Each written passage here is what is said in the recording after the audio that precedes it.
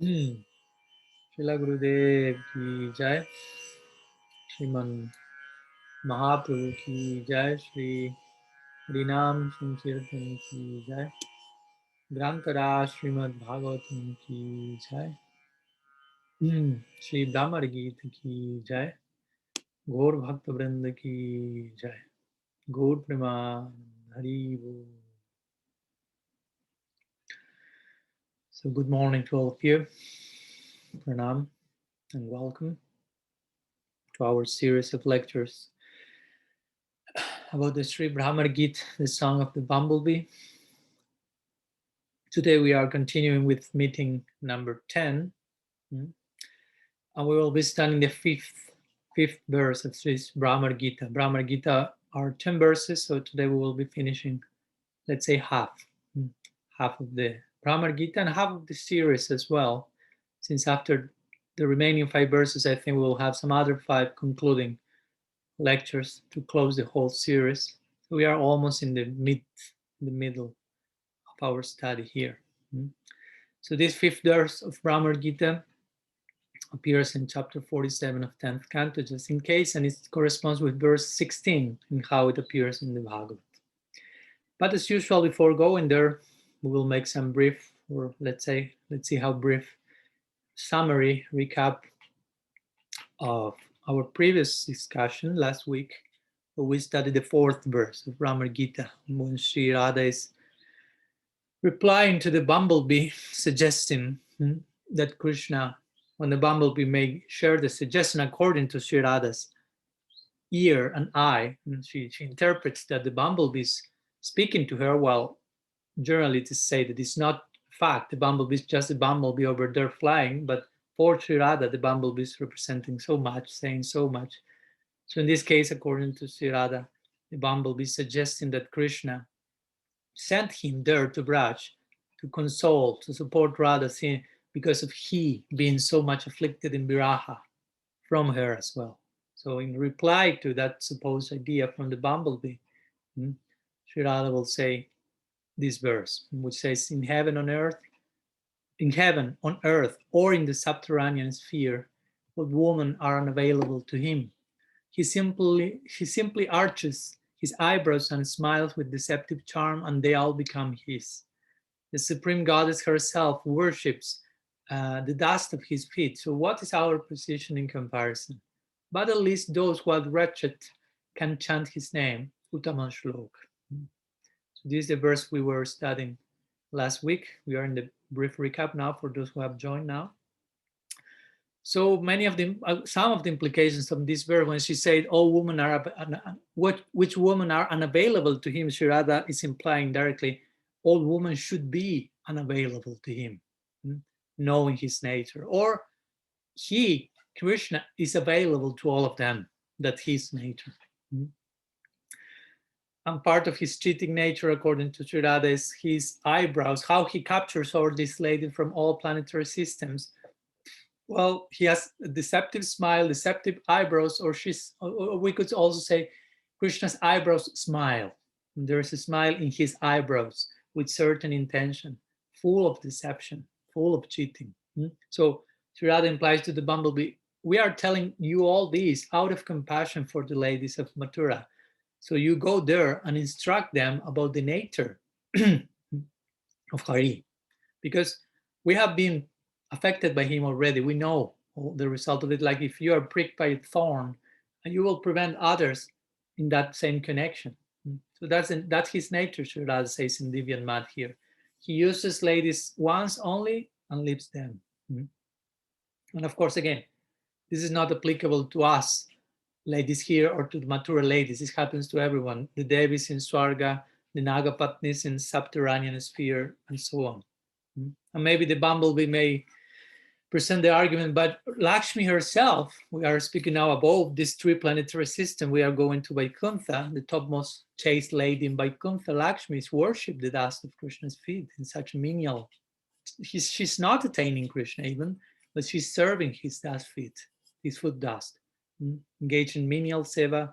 And Radha will say, yeah, because that's Krishna's intention. He's thinking, let's capture the main lady, Lakshmi, the topmost chaste lady, and all the other ladies will follow, basically.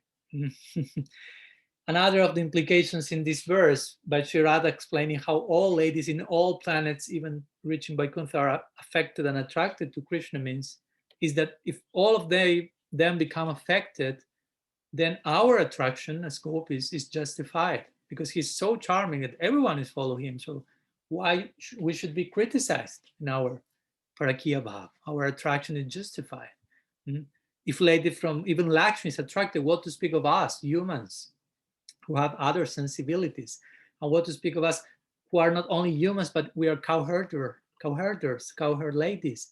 And not on top of that, we are cowherd ladies from Braj. Even more simple-minded, even more subtly, Sri Radha is insulting her partial expansion Lakshmi by saying we are higher than Lakshmi in all these elements, especially caste compatibility. Krishna is a cowherd. We are also from that same species. So ideally, she should be with us. And the last line of this verse, basically, when she says, well, at least the wretched people can chant his name, Uttama Shloka. Again, this name is invoked here. But sarcastically, Sri Radha is saying this idea. If you want Krishna to maintain your name as Uttama Shloka, then make proper honor to that, make justice to that. You are praised with the topmost poetry. Someone who is praised like that is someone who is totally compassionate and kind to the wretched. So you are not acting on the basis of your name. So you have to come back to Braj if you want to retain that name, that fame. So all this, Sri Radha expresses it in the form of Ujalpa, which is one of the 10 mat talks or Chitra Jalpa, expressing each one of the 10 verses of Bhramara Gītā. Ujalpa means abusing Krishna with indignation for his deception through jealousy and pride. All these unbecoming qualities for the sadhakas that in the case of the siddhas in Braj make full circle and appear all of them again, perfectly expressed in the context of Lila. So again, we conclude our last lecture by saying on one side, Krishna is known as Satya, Satya Brata, and Trisatya, Param Satya. All in him is true, but in Braja we find another testimony. They call him liar, cheater, womanizer, whatnot. So Krishna, and he appreciates that especially. He wants to reciprocate in kind. We know that Krishna is trying to reciprocate in kind. And in Krishna Lilas, our Guru Maharaj will say, Krishna Lila is a failure for him. He's not able to fully do that. So he appears as Mahaprabhu and tries to empathize with Radha and the gopis. In his form as Mahaprabhu, we mentioned that, especially by accepting sannyas and by relinquishing all those things that the gopis themselves have relinquished. They have abandoned family, town, reputation, everything. Mahaprabhu abandoned, left behind Mother Sachi, Vishnupriya, all of the Nadia, Basis, in trying to pay his debt of love. Lord Chandas Thakur calls this sannyas of Mahaprabhu Adbhut sannyas, astonishing renunciation, astonishing background. In the Gita, Krishna says, Sarvadharmam parityaja, about leave everything behind. In theory, he says that. But as Mahaprabhu, in Puri, as a sannyas, he showed this idea in practice. He left everything behind for the sake of trying to pay his love debt with the gopis.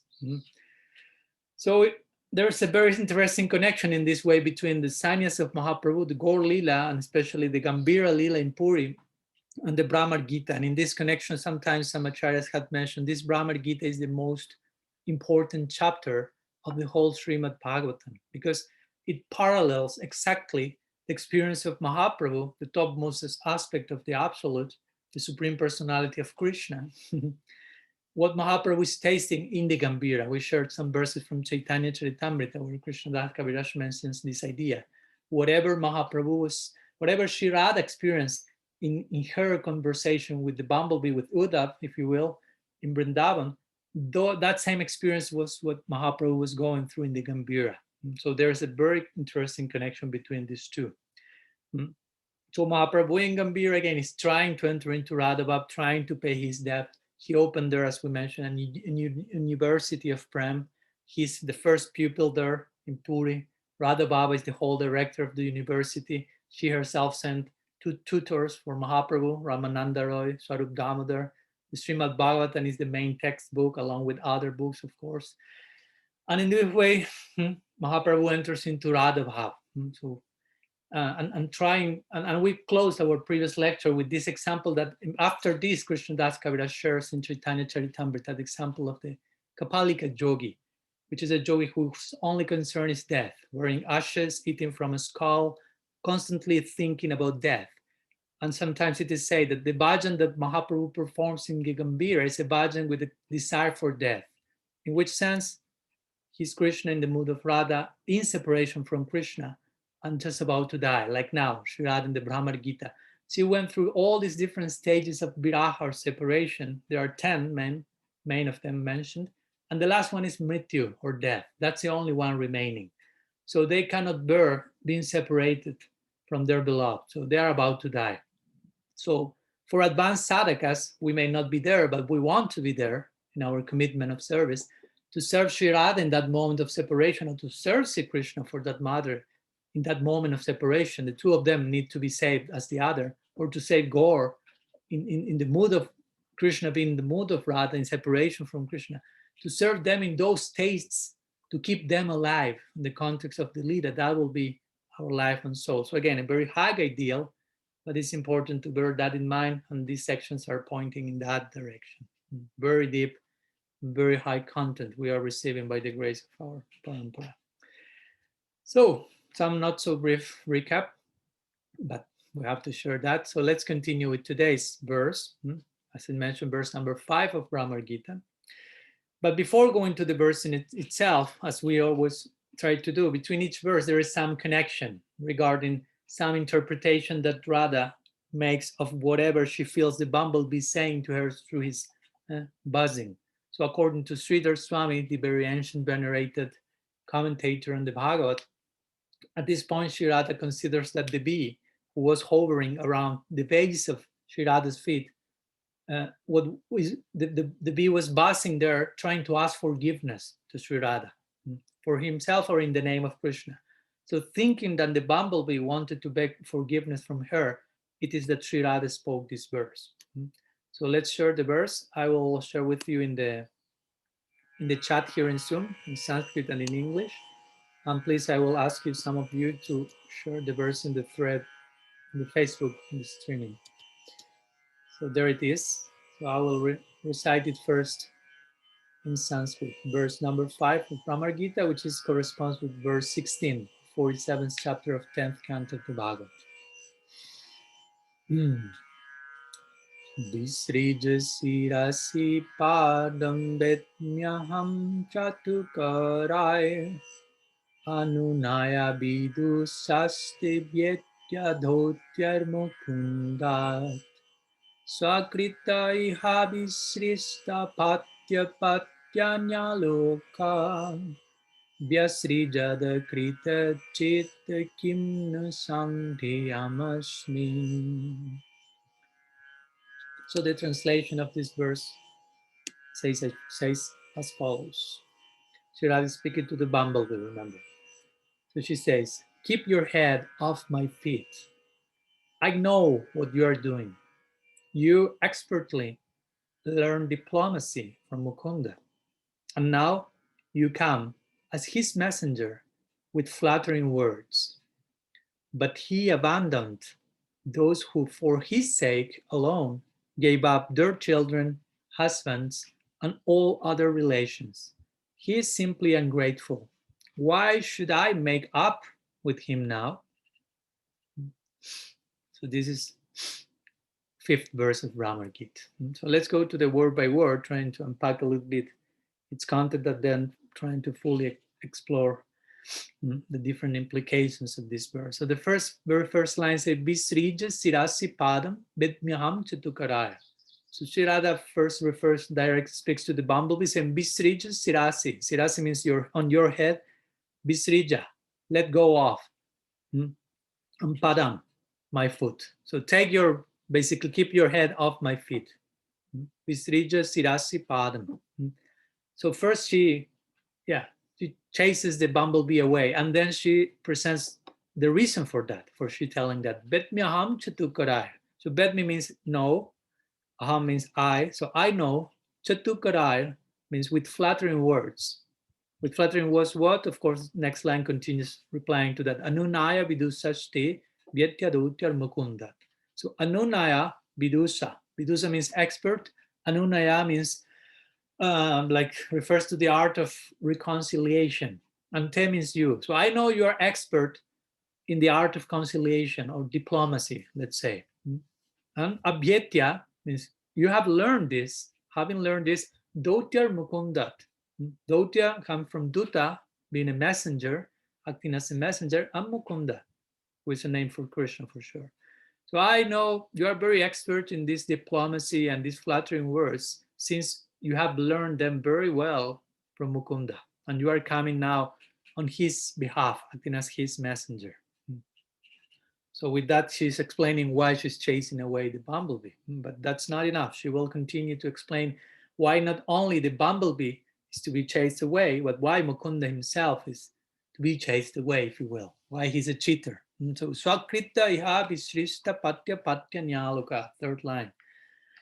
Shira says Swakrite. Swa means for his own, and Krita means sake. So for his own sake, iha vishrishta.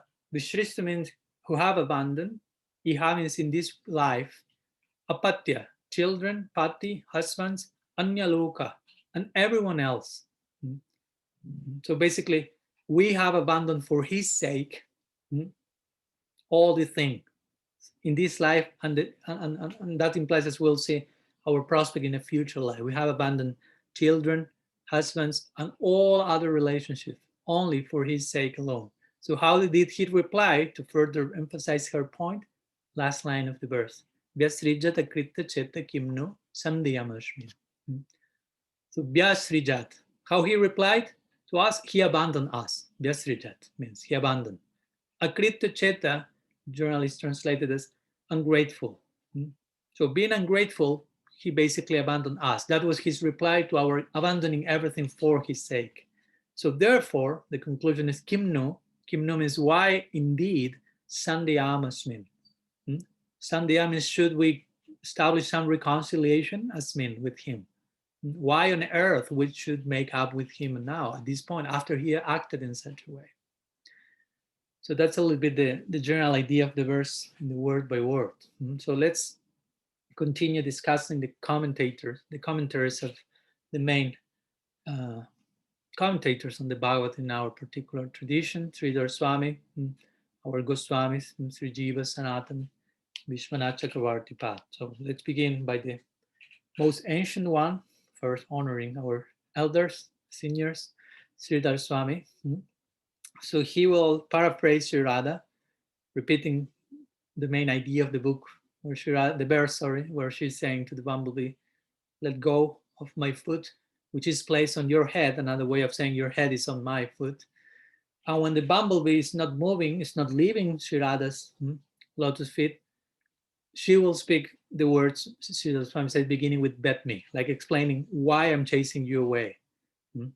I know who you are. I know your flattering words and so on. I know all your tricks, Sridhar Swami's paraphrases Sri Radha. All your tricks, you are an expert in making supplications. Or in other words, the implication is just like your Gurudev, just like your flattering, if you will, Mukunda, you are not to be trusted. And then we will explain why she's using this name Mukunda specifically here. Because every single name of Hari, of course, has different meanings. And according to who is saying that, according to the particular rasa its devotees in, that will have a particular meaning for them. And according to the particular circumstance, that will have on top of that further specific meaning. So every one of these names that Sri Radha invokes in each one of these verses to refer to Krishna has very unique connotations. So the bee, according to Sridhar Swami, may retort saying, but why are you criticizing, keep criticizing Mukunda? What is the offense he engaged? Or what is my offense? Let's begin with that. If you are criticizing me by buzzing around your feet for forgiveness, what's my offense in doing that? I thought that in order, if you commit an offense, you have to beg forgiveness. But you are implying that my begging of forgiveness is an offense in itself. So to this, Sri Radha replies, Sridhar Swami says, with the word beginning with Swakrite. So for his own, as you know, we abandon everything. That one, she says, akrita cheta, although sometimes akrita cheta in this verse is translated as ungrateful, as Krishna is ungrateful, she says. Here's akrita cheta according to Sridhar Swami means he failed to control his mind. Chitta can be connected to chitta, to mind, and akrita can be connected to not being able to deal with properly. So that one who was not able to control his mind because of extreme lusty desires of whatever, he abandoned us. He enjoyed us one, he took the pollen from our lotus hearts and went immediately to some other flowers. And the point is, he abandoned us who for his sake have given up everything. The most difficult things that you may conceive to abandon as a woman, as a mother, to abandon your children, your husbands, your family ties, society, not only the prospects in this life, but even in future life, because if the lady is unchaste, her next birth will be ruined. Of course, we can say the gopis are need to see this, and there's no next or past life, but in the context of the Antya-lila, they will consider themselves ordinary human beings and speak in these terms.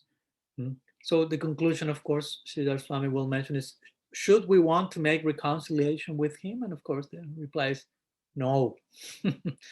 No, of course, in the indirect mystery of Parakiya Bhavas. We know the thing that Sri Radha wants the most is to have Krishna, to embrace Krishna one more time again. But that's how love expresses itself indirectly. Let's continue with Srila Jiva Goswami's commentary, his Lagu Vaishnava Tosani. He presents some interesting exchange between Sri Radha and the bumblebee. So Sri Jiva Goswami Pad mentions that when the bee, and in this way we will continue to analyze the verse from beginning to end, and as a way of remembering what's all the parts of each line, because every single line and all these in between dialogues kind of create the justification of the explanation of every single line say what it says in connection to possible in between dialogues between Sri Radha and the bumblebee. So according to Sri Jiva, when the bee followed her feet because of thinking they were attractive lotuses, he says, through which were emanating the most sublime perfume, aroma. Radha thought the bee is begging forgiveness by softly humming, thinking something else. So here Sri Jiva makes this point that I mentioned already. Actually, the bumblebee is a bumblebee who is attracted to the fragrance coming from the lotus feet of Sri Radha, which has this unique aroma. But Sri Radha won't think in those terms. She will read reality in the context of her divine madness. So she will feel this messenger of Krishna is trying to beg forgiveness in the name of his master. Well, actually, there is one bumblebee trying to just attracted to the sweetness, mellifluousness of her feet. So while one may present the case, no, actually the bumblebee is speaking, I think it gives more rasa, it's more tasty to understand this idea. Actually, the bumblebee is one bumblebee just, and is buzzing like a bumblebee will buzz, but in her madness, Sri Radha will read reality totally in a different, total way. So she will interpret the humming of the bumblebee like the bumblebee saying, "Oh, you lady, do not be angry and be merciful. Just hear once my request."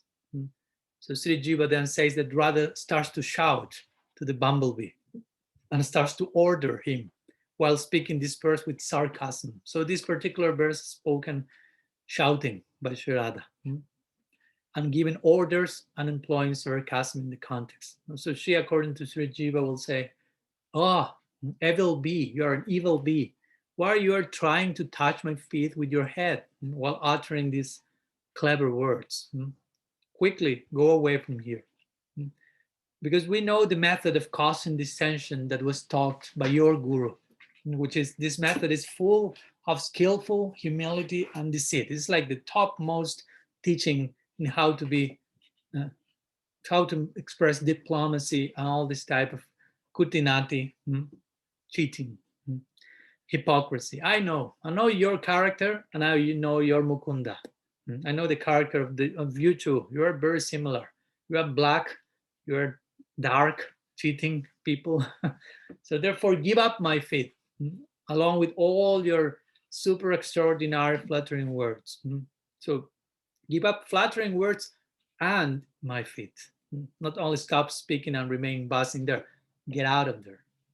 And so all those flattering words are messages that you learn from Mukunda. And all of those messages are expert in the art of conciliation. And some other women, Sri Radha will continue according to Sri Jiva. Some women may know or may not know, but I'm perceptive. I know. I'm perceptive. Some may know, some may not know. Vyasa beti na beti ba.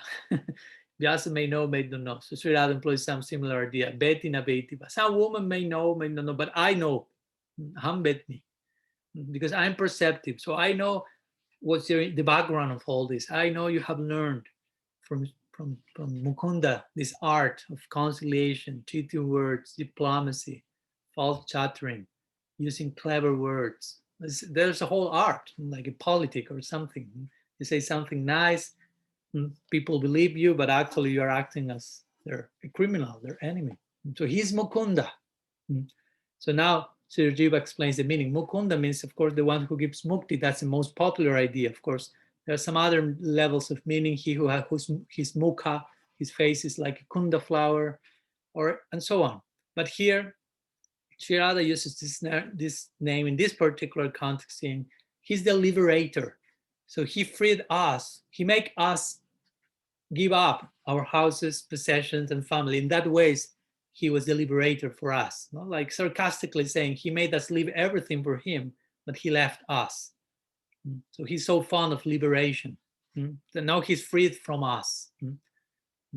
Of course, over and over again, we have to bear in mind, all this is spoken by Sri Radha in the ecstatic madness of divine romantic love, in direct speech, which has to do a lot with saying something else beyond what is apparent. We will speak a little bit about that in our conclusion today. Parokshava.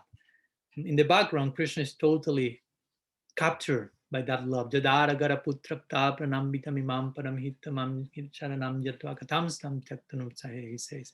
Ananyas chintayantamam jayana paripashatiti samnitya viyuktanam yogakshamam bahami. And so many verses where he says, for those who have given for me everything, have abandoned everything, their own lives they are ready to abandon, how can I not pay back trying to do the same for them? But again, in the context of Radha's Divyanmat, Sri Radha is pointing to Krishna's so-called deception and cruelty.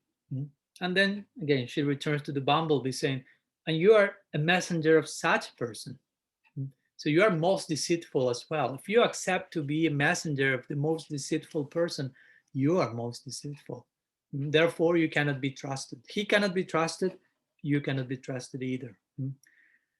So according to Sri Jiva, the bumblebee will reply saying, but oh lady, why you're fighting with your lover? Why you keep insisting on criticizing him, using harsh words? Okay, he was offensive. You call him an aparadi. You have the right to do so. As we mentioned, only Sri Radha can call Krishna an aparadi, an offender. But please forgive this one offense of him. And let's invoke some peace by using me as an intermediate person in between the two of you, as a messenger. So according to Sri Jiva, the bumblebee suggests this, and Sri Radha will further present her case by saying, but he has rejected those who have given up everything for him, house, children, husbands, the main attachments in this world. The gopis left them in a blink of an eye without thinking about it, after chasing after the sound of the flute. And not only everything that is desirable in this lifetime, but the gopis already cancel any good prospect for future lifetimes for his sake only, in a most selfless way. And he replied by abandoning us. So he's akrita cheta, he's ungrateful. Or also akrita cheta in this context, Srila Jiva Goswami says, he has not given us his heart. Akrita cheta, cheta has to do with heart, and akrita means not having given. So he has not given us his heart. He promised he will do that, he will return, and so on. But he's narcissistic. He's too selfish. He's only concerned with himself. So he's moving according to whatever he likes and taking something, abandoning something. His heart has no kindness whatsoever. or Swakrita, which can refer to the gopis leaving everything for Krishna's sake. Also, Swakrita can mean Krishna left us for his own sake. So that even makes the idea stronger. We left everything for his sake, and he left us for his sake. And so he's totally, again, self-centered. He rejects us, and he attracts other people now, but he will give them up also. So, and you, Bumblebee, are trying to convince me with flattering words to reestablish some connection with such a person. How can we reestablish a relationship with a person who accepted us, making us give up everything because of deception? Through deception, he created all this influence, charm, and then he rejected us. So that's the most cruel possible scenario Sri Radha is mentioning. He first accepted us, attracted us, make us leave everything through deception, and they gave us. So should we make peace with such a cheater? Of course we should not. No more relationship with him. That's the implication. Again, she's saying all these, but in the inner deepest core of her heart, she's hankering with the topmost thirst for Sri Hari. So these are some of the insights that Srila Jiva Goswami shares with us according to his commentary in the Bhagavad Lagu Vaishnava Tosani. I'm not sharing Sanatana Goswami's commentary because I have not found any words from him in this regard. But generally, even if there will be some, I have not find it. Sri Jiva Goswami follows quite closely Sanatana Prabhu's commentary. So for sure, he's duly, properly represented there. So that said, let's continue with and close with our series of commentaries about discussing Sri Vishwanath Chakravarti Thakur's famous Sarartha Darshini. He will, in addition, in complement to what his Purvacharyas mentioned, he will add some interesting points here.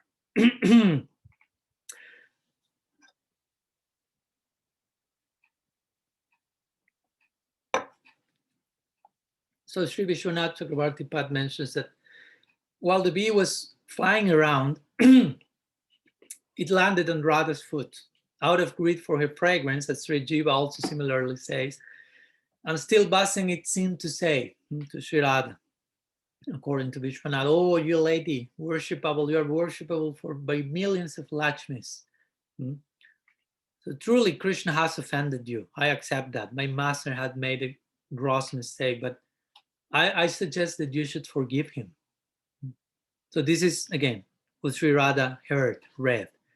So Sri Vishwanath will say, thinking that the bee was saying this, and the bee was trying to offer respects to her or beg forgiveness in the name on behalf of his master, Sri Radha speaks this verse, and beginning with, why you are putting your head on my feet, please go away, let go of my feet, which you are holding on your head. In other words, get out of here, Vishwanath will say.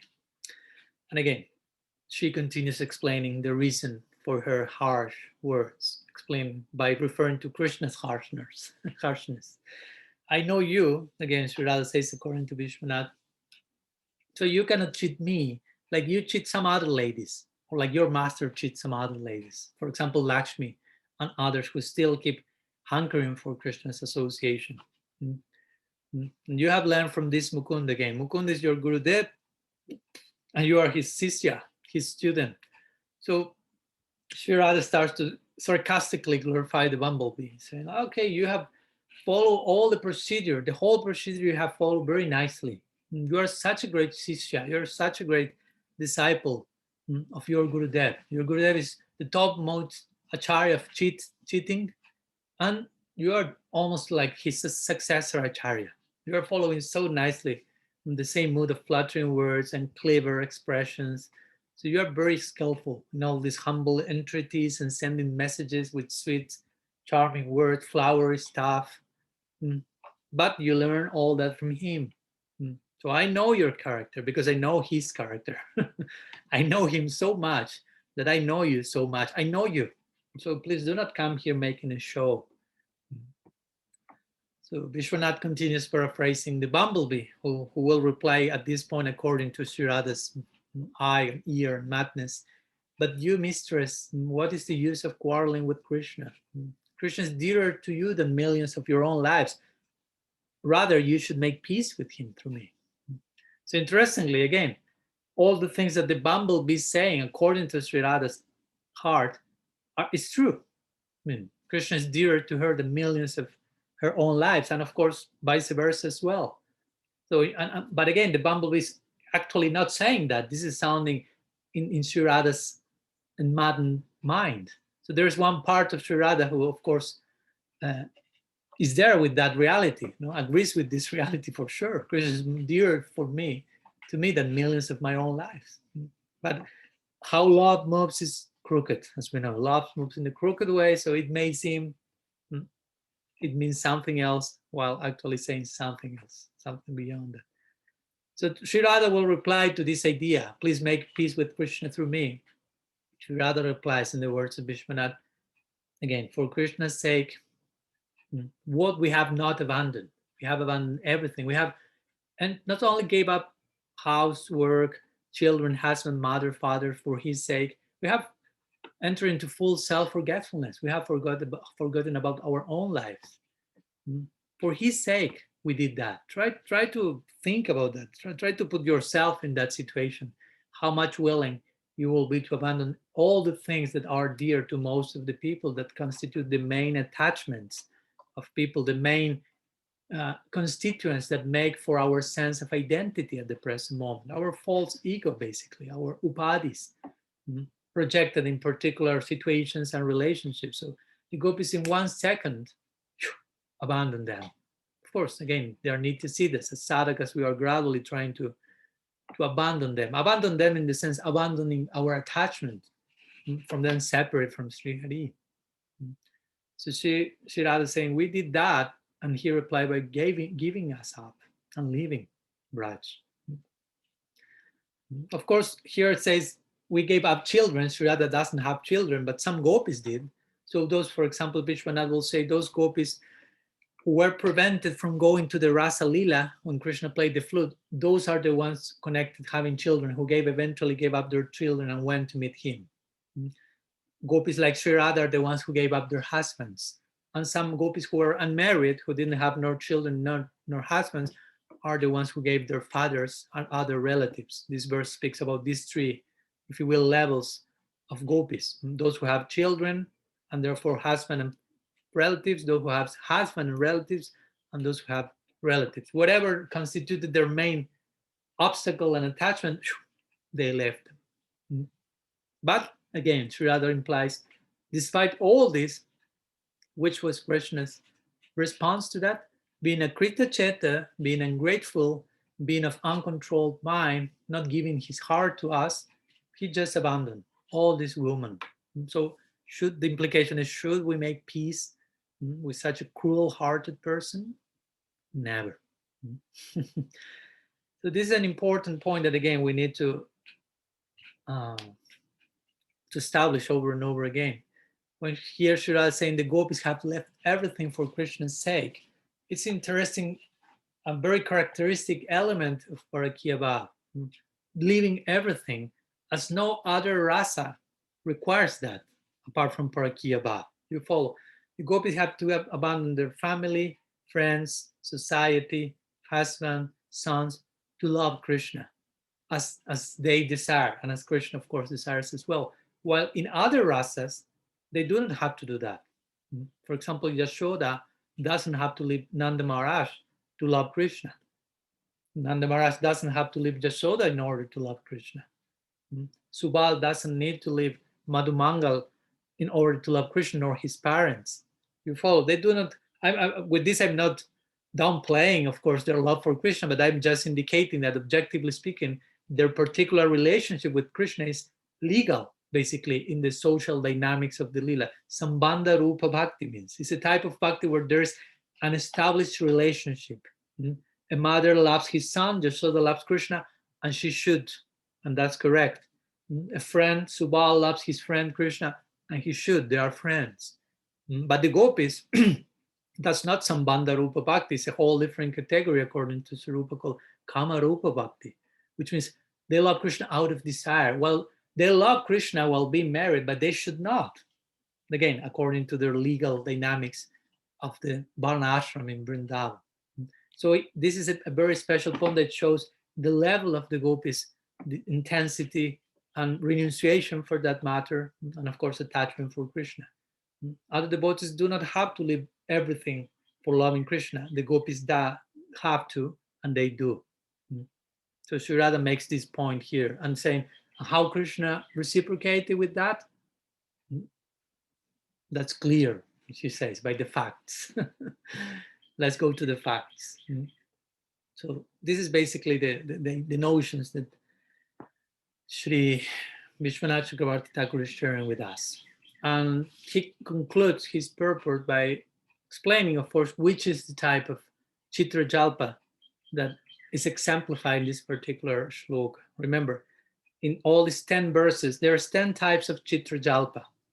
Chitra Jalpa is one of the symptoms of Divya Mad, of divine madness, the topmost reach of Mahabhav, expressed by Sri Radha. So one of the symptoms is Chitra Jalpa, which means crazy talks, which is divided in 10 types of crazy talks. So these 10 types of Chitra Jalpa are mentioned in these 10 verses of Bhramara Gītā. So we already have seen some of them: Parijalpa, Prajalpa, Ujalpa, and today we'll see another one. But before seeing the very example of Chitra Jalpa in this verse, Vishwanath says that the first half of this verse shows sarcastic criticism, first half. And the second half shows Krishna's ungratefulness and other qualities like mercilessness, violence to others, and lack of love. So therefore, our acharyas have concluded if these qualities appear in this verse combined in this particular way, this verse therefore is illustrating the qualities of Sanjalpa, one type of Chitra Jalpa, Sanjalpa. Srila Rupa Goswami describes Sanjalpa in his Ujjval Nilamani thus. He says, the learned describe Sanjalpa as that speech which decries, develops ungratefulness and other bad qualities with deeply sarcastic words and insulting gestures in connection to develops ungratefulness. So this is the type of mood in which Sri Radha is in this particular verse. Again, all this is in the context of rasa, Divya Mat, not in the context of Maya Shakti, because we can easily establish a parallel with what happens in this world, and you can create, the lover can be actually cruel, actually violent, actually lacking of love, actually ungrateful, and we may express, and all that will be totally unbecoming, and we may be sarcastic and violent in criticizing him or her, and all that will be in the realm of Maya Shakti. But here is another realm altogether. As we have been doing these last lectures, let me share with you the version of Sri Prabhupada Bhaktisiddhanta Saraswati Thakur to this verse, trying to make some full circle, and one more time reading the whole verse. He poeticized this in Bengali, but of course, here I will share the English translation of it. So Sri Prabhupada Bhaktisiddhanta says, the gopi, when he says the gopi, of course, he refers to Sri Radha. The gopi looked at the bumblebee by her feet, as he was trying to enter between her toes to beg forgiveness for his offenses. So she said, go away with your head from my feet, you clever bumblebee. You are telling me what Mukunda's message is. I have understood that it is just trickiness in essence, dear bumblebee, that it is your duty as a messenger to flatter me with sweet words. What Mukunda is doing is wrong. Tell me. Sorry, what is Mukunda doing wrong? Tell me. So again, sarcastically, she's expressing herself. But do not tell what I am speaking, you wicked bumblebee. I have given up my husband, sons, and religious duties for the next life, and now I have no other business than service to Krishna. But he, with his licentious mind, easily forgot everything. So do not say what he has to say. Do not try to fix this. This is a broken, unrepairable issue. So you can imagine at this point how Uddhava feels. Remember, he had a glimpse in Mathura of what Vrindavan is, of who Krishna is, by that matter. By hearing how Krishna felt when speaking to him about the Brajavasis, having glimpses of Krishna in Mathura in some emotional moments, but that was only a glimpse. Now he's in the Braj and he's having full darshan of all implications of the Brajavav. So he's totally flabbergasted, speechless, more and more as Sri Radha's speech reaches newer and newer heights. Especially as we see, abusing Krishna in the context of loving him, criticizing Krishna in the context of increasing her attachment to him. So many apparently contradictory situations, but that perfectly fit and become harmonized in the figure of Sri Radha, who is Mahabhav Swarupini, the ultimate embodiment of love, where all contradictions get harmonized. In the land of Braj, with everything becomes possible. And that's the meaning of Jiva Goswami to the very word Braj. That land with everything is possible. That all the things that are contradictory somewhere else attain the perfect synthesis there. So here we see Sri Radha, for example, calling Krishna a cheater. And again, who we are, where we are in comparison to Sri Radha, to her servants, and so on. Of course, it wouldn't be becoming for us to imitate. For example, Sri Radha's speech. It's not that, okay, I've learned today from Maharaj this Bhramara-gita verse, and so I will, in my next prayer, when I chant japa, I will insult Krishna like she's doing. Probably there will be some hellish planet waiting for us if that happens. So we are not to imitate Anukar, but we are to follow the spirit of that, Anusar, which begins by understanding the context in which that is first expressed. So before trying to call Krishna a cheater, as Sri Radha is doing here, first I will say we have to call ourselves cheaters. We have to learn how to detect the cheating propensity in ourselves, to acknowledge all the possible layers of kutinati or hypocrisy, all the different expressions of the age of Kali Yuga, which is characterized by cheating, all those things that still are in us, and deal with that with integrity, comprehensively. So as much as we are doing that, as much as we get free from that cheating in ourselves, eventually in our future prospect in the land of Lila, we may be able to also call Krishna a cheater in the context of seva, Lila seva, in the context of increasing the experience of rasa both for Radha and Krishna, not in untasty, unbecoming ways. So that's an important point to understand. All the things that the Radha is calling Krishna, we should call ourselves such. He's a liar, he's a cheater, he's a that, he's a that is. First, we should examine deeply, introspectively our heart, how much of all those things are in my heart. Sri Radha is totally free from that. So her calling Krishna in that way has a totally different meaning of what we can understand now if we still are full of those stuff, or not full maybe, but some of that is there. So let's keep engaging in Ingundicha Marjanam, in cleaning our heart so it becomes Braj at some point. So as much as we do that, we will be able to understand what's the real meaning of Sri Radha's bullying, insults to Krishna, how all this expresses itself in the context of what we call Parokshabad. So I would like to share some brief words on Parokshabad before turning to almost our conclusion today. So Parokshabad is a very important word and term which comes in the Bhagavat, and not only there, of course, translated generally as indirect speech. Paroksha, para iksha, that's the etymology of paroksha. Iksha means eyes, and by saying eyes represents all the conglomerate of senses. So para iksha, para means beyond. So para iksha means that which is beyond the eyes, beyond the senses, that which is not explicit, but is implicit, is indirect. Paroksha is the opposite of pratyaksha. Pratyaksha means direct sensory experience, that which is explicit to your direct perception. Paroksha means beyond what is apparent. So in the Bhagavad, for example, there's one verse in the 11th canto which speaks about how the Veda is using Parokshabad. While it seems it's promoting karma, kand, and all these type of things, actually it's trying to through those systems, trying to get people gradually aligned with the Vedic ultimate conclusion, which is bhakti. And the Vedas and the Bhagavatam gives the example, just as a father gives medicine to the child by giving him some sweet, and the medicine is inserted inside the sweet. So the child is not aware, he's purifying himself, he thinks, I'm eating sweet.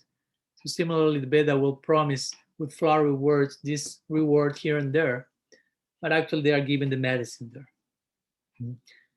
And a very important verse from the Bhagavatam, which also not only speaks how the Veda uses Paroksha Bhad. There's another verse when Krishna himself, also in the 11th canto, speaking to Uddhav, interestingly, the Gītā.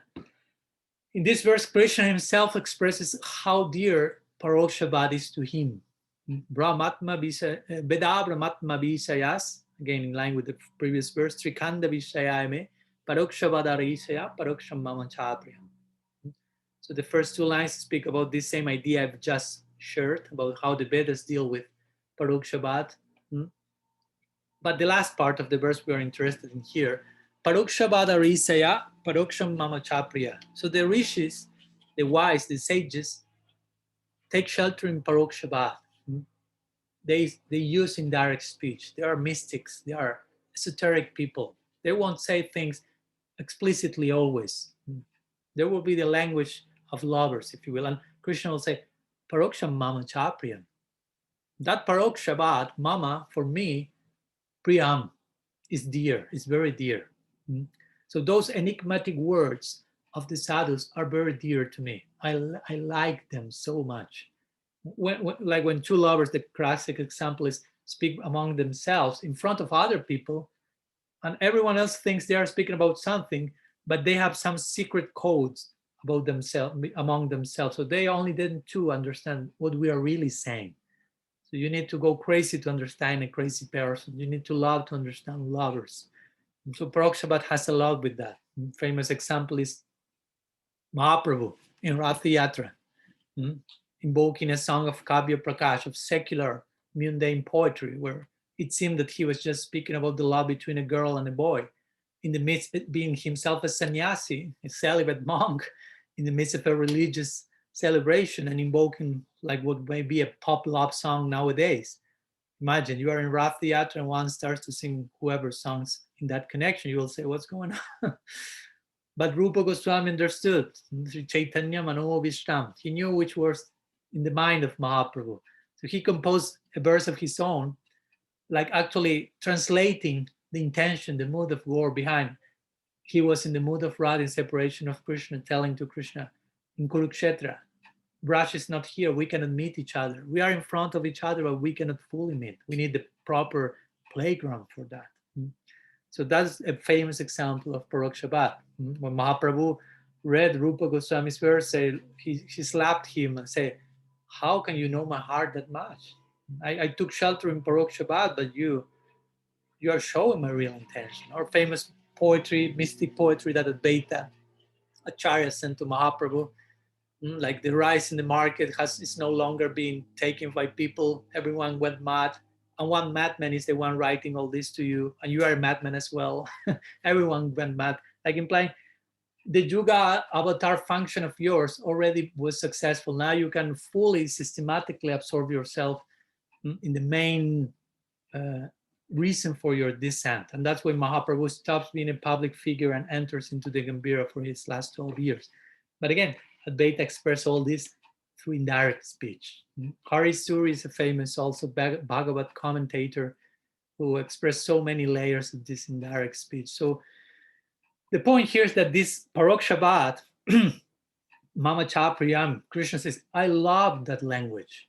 That's my favorite way of expressing things, especially in the context of Madhurya Bhav, of romantic love, that has everything to do with that. So the point is, if Krishna loves Paroksha Bhad a lot, therefore Sri Radha, who only lives for pleasing Krishna, will continuously speak Paroksha Bhad for Krishna's pleasure, because she knows he loves that so much. I will almost only speak Paroksha Bhad, because that will give him higher pleasure. Of course, she now is in Divyan Mad. She's thrown into a pool of divine madness in ecstasy. So she's not like consciously deciding, I will speak Parokshabad for Krishna's pleasure. But also a point is that she never decides, I will please Krishna by doing this. I will do this for pleasing Krishna, because there is no second option apart from that for her. She's the very personification of pleasing Krishna, of all that pleasing Krishna implies. She's the very embodiment, again, Mahabhav Swarupini. She's composed of emotions, loving emotions, all of them directed to Krishna in the topmost way. So she's not thinking, I will love Krishna, I will do this for pleasing Krishna. Whatever comes out of her, and of course, out of every associate of Krishna in Vrindavan, has that style. And what to speak of herself, who is the very source of Prem. That's an important point. Krishna loves Parokshabad, therefore Radha in her constitution, in her ontology, intuitively will express Parokshabad constantly for Krishna's pleasure. And of course, Bhramara-gita is a very example of that. When Sri Radha seems to condemn Krishna, insult Krishna, criticize Krishna, call him names, the worst possible names you could ever think. But on the background of that, there is so much of something else. So much love, attraction, attachment, and so on. So to further illustrate this point, if you allow me some extra minutes, I would like to share some sections from Srila Rupa Goswami's Hamsadutta. Remember, Hamsadutta is one poetry. Hams is like a Dutta Kavya, a type of poetry composed by Rupa Goswami along with Uddhav Sandesh. In Uddhav Sandesh, the message and the journey from Uddhav, from Mathura to Braj, is illustrated. And in Hamsadutta, in the other way around, we have an idea where Sri Lalita sends a message to Krishna in Mathura on behalf of Radha through a swan. She's going to the Jamuna to pick some lotus petals and water to calm Sri Radha's fever of separation in Vrindavan from Krishna. So she finds the swan swimming in the Jamuna and she sends a message to Krishna. We know Lalita Saki can be quite harsh, kind of quite intense in protecting her Swamini, Sri Radha. Of course, all this in the context of increasing the love of both. So this particular Hamsadutta is expressed by Sri Lalita as a messenger given to a swan in order to be delivered to Krishna. So let me today, and maybe next class as well, at the end of both discussions, present some of the verses. Of course, I won't read the whole thing, but I will select some special sections of this Hamsadutta to further illustrate this Parokshabad, to further illustrate also the condition of separation of Sri Radha in Vrindavan while Krishna is in Mathura, to further give us a proper panorama of the whole situation so we can really enter, hopefully, ideally, eventually, into the proper experience and mood of all this Shravan, Kirtan, Bhagavad Gita. So it says like this. Remember, Sri Lalita is speaking to Krishna through the swan on behalf of Radha, who has passed away, who is unconscious, who has, entered into whatever state of divine madness and ecstasy somewhere in Vrindavan. So Lalita says to Krishna through the swan, "O Murari, the demons you killed seem to have returned one by one to Braj. Aristasur seems to have shaken the beautiful-eyed gopi girls and thrown them to the brink of calamity. Trinavarta has returned as the grasses covering the unused playgrounds of the Lord. And Vyomasur has returned by making the whole area of Braj seem as empty as outer space." So she's connected the different attributes of these asuras to the present condition of Braj in itself. She starts by describing Braj in it as a whole, overall description of the separation of all the Brajavasis, and gradually Sri Lalita will converge into the situation of Sri Radha in particular, who is Vrindavaneshwari. The whole Braj is depending on her. "O Hari, under no circumstance should you come to Vrindavan nowadays. Its creepers have become so dreadfully poisonous that the whole land is a danger zone. Were it not so, O destroyer of the demon Madhu, Why will the brown-eyed gopis fall unconscious just by breathing the perfume of their flowers? So again, lots of indirect speech here. Well, actually, they are not falling unconscious because their binds are poisoned, but they are dying out of separation from Krishna. But Lalita ascribes the reason to something else, like indirectly implying they are dying because of you. Oh, undisputed Lord of Vrindavan, I have finished my prologue, which is anyway well known to you. Now, prepare to listen to the drama in the mood of separation, which is being enacted here. But first, I must ask you one question. Do you ever remember those two unfortunate syllables, Ra, Dha? So we see how very expertly Lalita Devi introduces Sri Radha's plight here. Now comes a very famous verse that we quoted before, but we will share it again. Jamaraj, the Lord of Death, will not favor Radha, O Murari, since her tears have formed a river whose waves are even more forceful than those of the Jamuna, which looks wan in comparison. The Lord of Death, Jamuna's older brother, has become envious and does not oblige Radha, even when she cries out for his mercy. So do you remember the implication here? It's very poetic and very beautiful and tragic at the same time. Situation, description. On one side, Sri Radha is crying so much that her tears resemble the Jamuna and even are bigger than the Jamuna. So the point is, because Radha's tears defeated the Jamuna, Jamaraj, who is the Jamuna's older brother, is now angry with Radha and is not willing to please her. And what does it mean Jamaraj is not willing to please Radha? Radha is praying to Jamaraj, kill me, I want to die in separation. But Jamaraj is not agreeing. The point is Radha still remains alive. Of course, it's not about Jamaraj, it's about Krishna's promise, I will return, I will return. That's what keeps Radha alive, even though she's dying in separation of Krishna. So again, you can see how indirectly, by invoking so many elements like Jamaraj and the Jamuna, Sri Radha is showing, Sri Lalita is showing Radha's plight in separation. Now she will continue describing Sri Radha's situation. Sometimes she offers her respects to those sages of unfailing words, seeking advice on how she can get you back. Sometimes she tries to please the mystics who know various spells, thinking that surely there must be some mantra that she can chant which will force you to return. Sometimes she humbly renders service to those who know the art of using potions, and sometimes she prays devotedly to Parvati Devi for the benediction of seeing you again. O Krishna, upset by your absence, that poor girl sees nothing of merit anywhere in this world.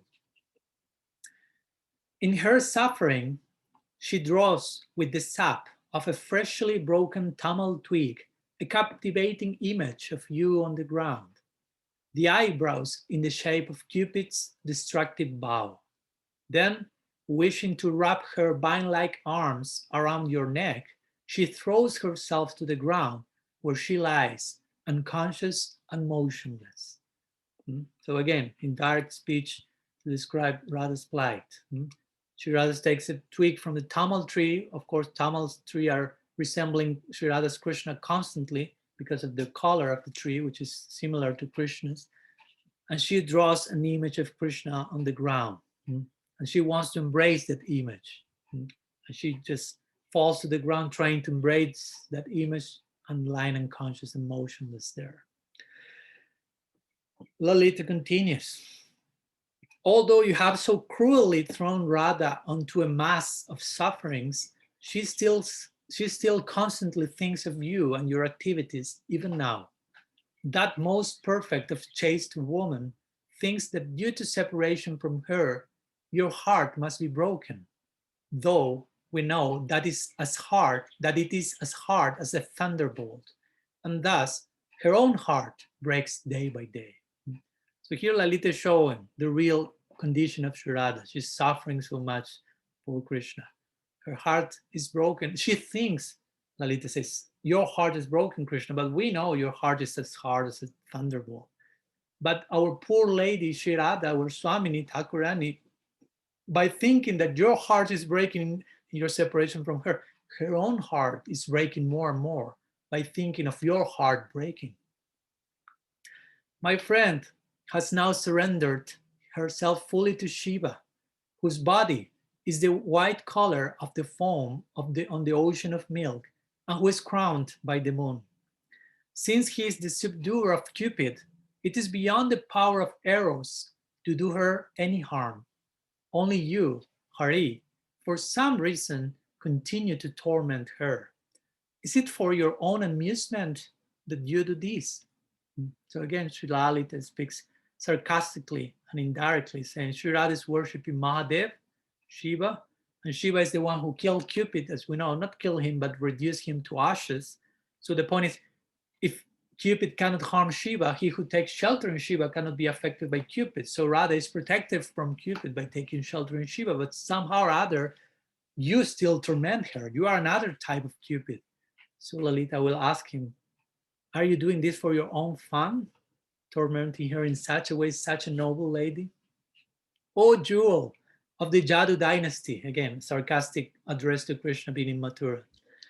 I understand the feelings of the cowherd maidens, but I don't know what magic causes us to go on loving you despite your cruelty. The madman Uddhava has tried to mitigate our sufferings with many metaphysical instructions, but frankly, such utterances only double her anguish.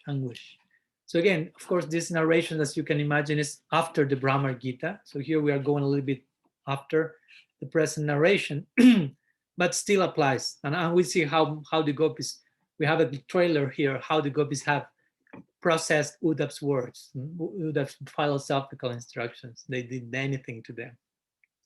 Some more verses before finishing. Radhika's end is near.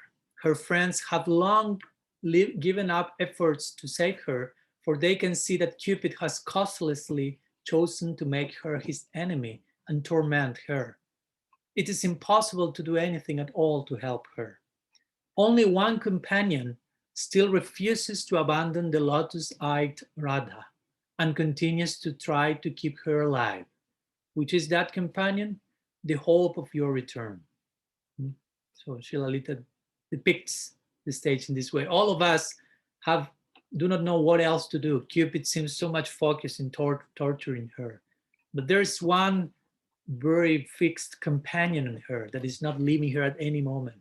And it's the hope that you will return. That's the only thing that is keeping her alive.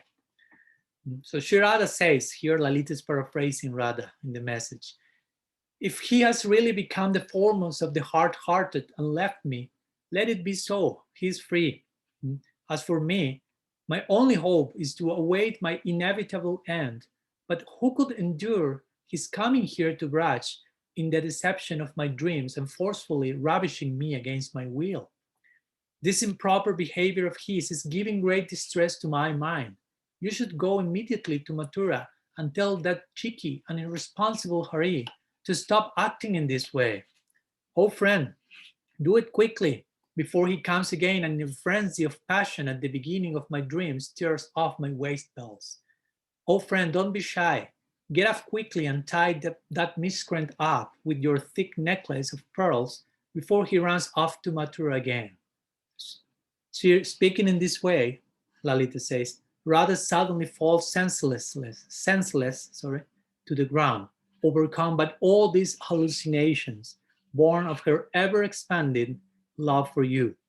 You see how, in this way, she's making all her friends cry ceaselessly.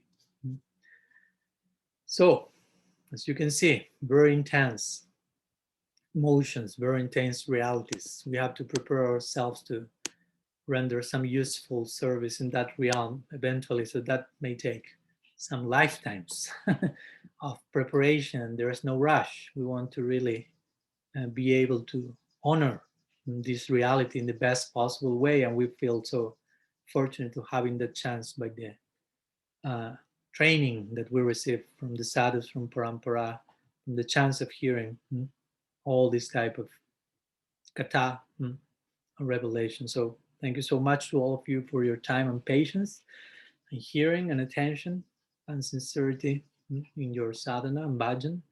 So we have some few minutes. If anyone has any question or comments you may like to share, you can. I have now given the option for you to make that.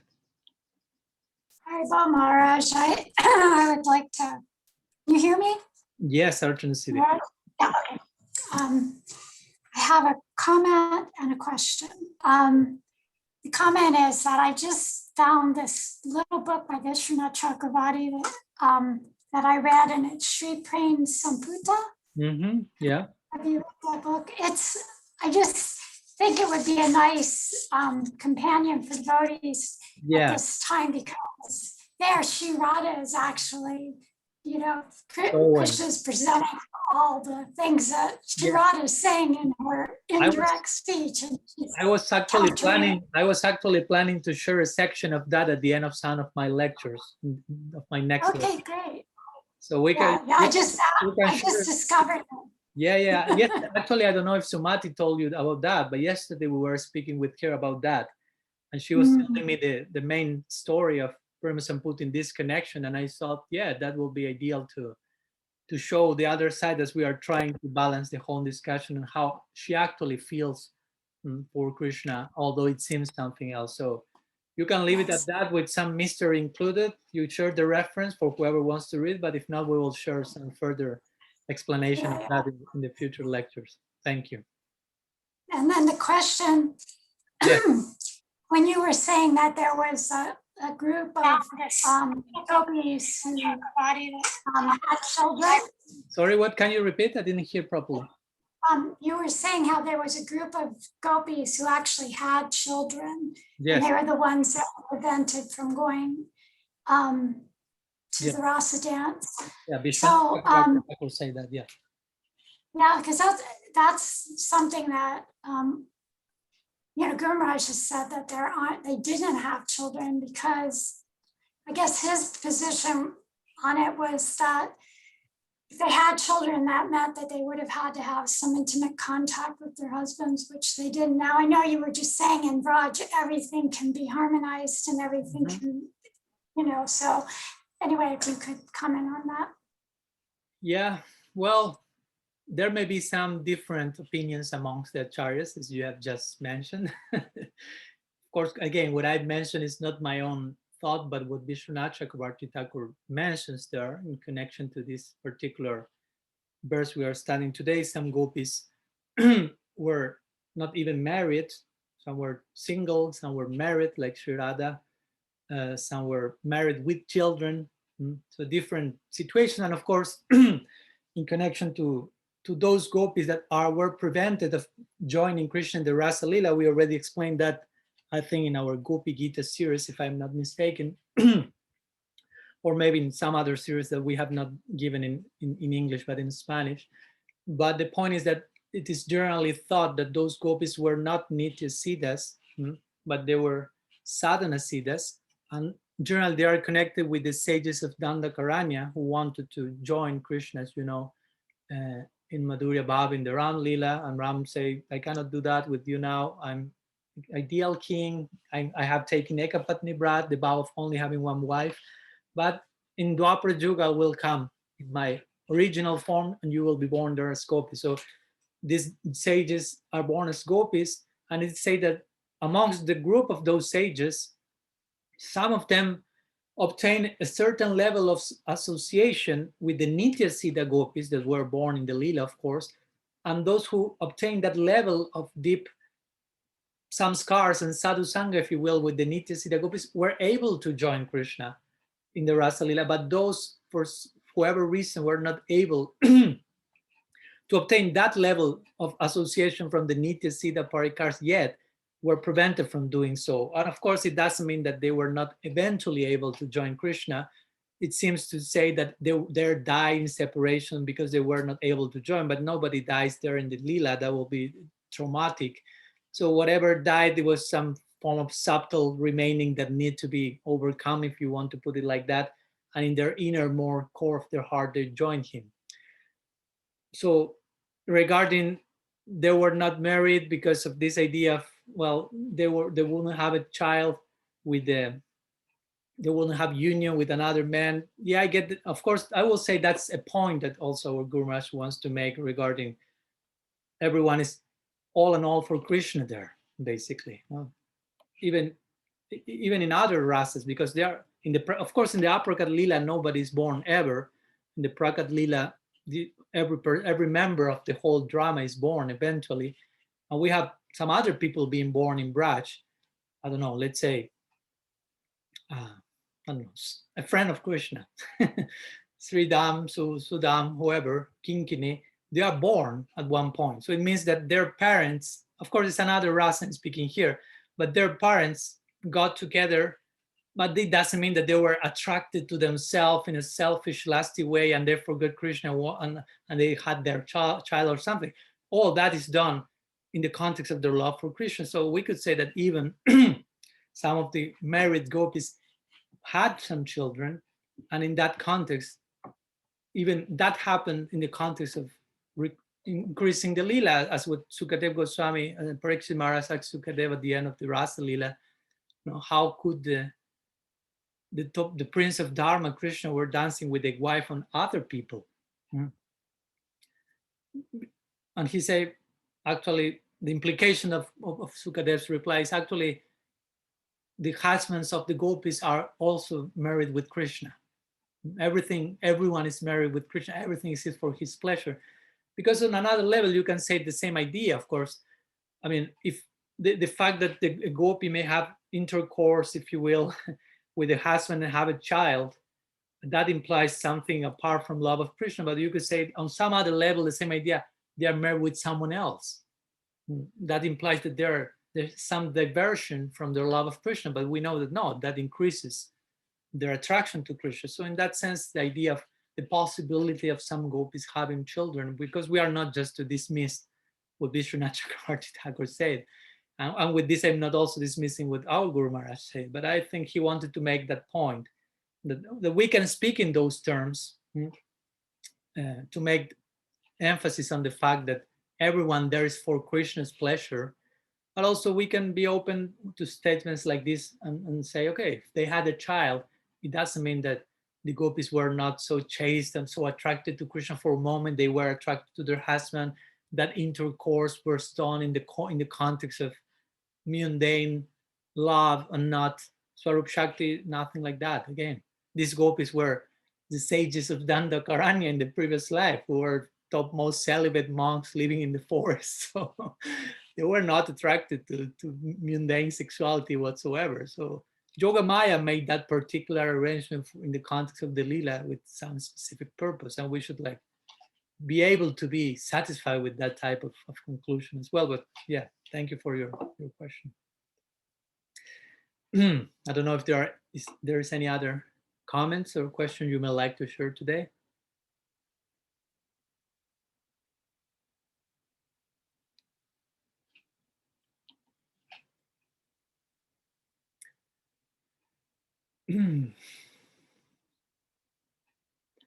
Okay, so it seems we have no more questions, no more comments. So thank you very much again to all of you for your time and presence.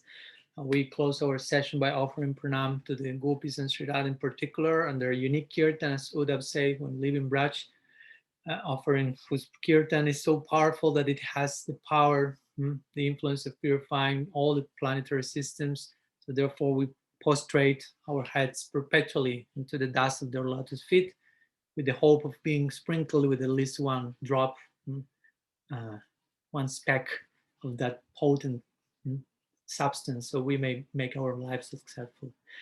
Vande Nanda Brajastrinam Padarenu Nabhikshnasa Visamharikato Gitam Punati Bhuvanatriyam. Srila Gurudev ki jai, Srimad Mahaprabhu ki jai, Sri Harinam Sankirtan ki jai, Grantara Srimad-Bhagavatam ki jai, Sri Bhramara-gita ki jai, Gaur Bhakta Vrinda ki jai, Gaur Preman Haribo. Vancha kalpatarubhyascha kripa sindhubhya cha patitanam pavanebhyo vaishnavebhyo namo. Ananta koti vaishnava vrinda ki jai. Gaur Hari.